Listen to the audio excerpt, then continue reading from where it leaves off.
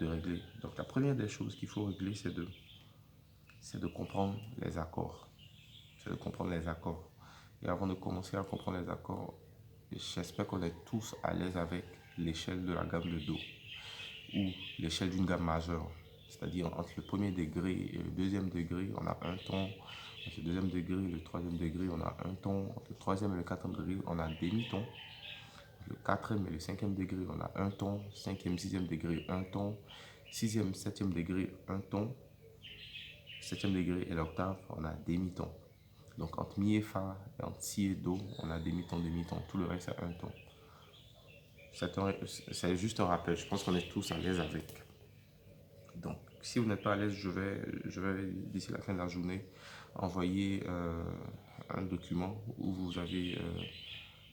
voilà, vous avez tout ça, y compris comment former les accords. Donc, pendant ces 2 sessions, on a abordé aussi comment est-ce qu'on forme les accords majeurs, les triades. Les triades, c'est simplement un accord à 3 notes. Donc, un accord majeur simple, il est formé d'une tonique, d'une tierce et d'une quinte. Je prends l'accord de Do. L'accord de Do, qu'on connaît tous, formé de Do, qui est la tonique, tierce, qui est la quinte, tierce, mi, qui est la tierce, et Sol, qui est la quinte. Donc, vous pourrez faire le calcul simplement. Entre la tonique et la tierce, il y a un ton. Et mi, qui est ici, il y a 2 tons alors. Donc, entre la tonique et la tierce, il y a 2 tons. Entre la tierce et la quinte, on a un ton et demi. Ça fait entre mi et fa, demi-ton, et entre fa et sol, on a un ton. Donc, c'est cet écart à respecter. Pour un accord majeur, on a un ton. On a 2 tons, pardon, entre la tonique et la tierce, et un ton et demi entre la tierce et la quinte. C'est l'inverse pour un accord mineur.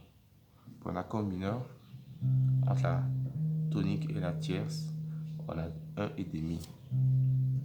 Un et demi. Entre la tierce et la quinte, on a 2 tons. Un et encore, ça fait 2. Donc si vous remarquez qu'un accord soit majeur ou mineur, il a toujours les mêmes quintes. Si c'est ma tonique qui est là, j'ai ma quinte qui est ici, j'ai ma quinte qui est là. Si c'est ma tonique qui est là, j'ai ma tierce majeure qui est là, ma tierce mineure qui est là. C'est quelque chose qu'il faut garder en tête.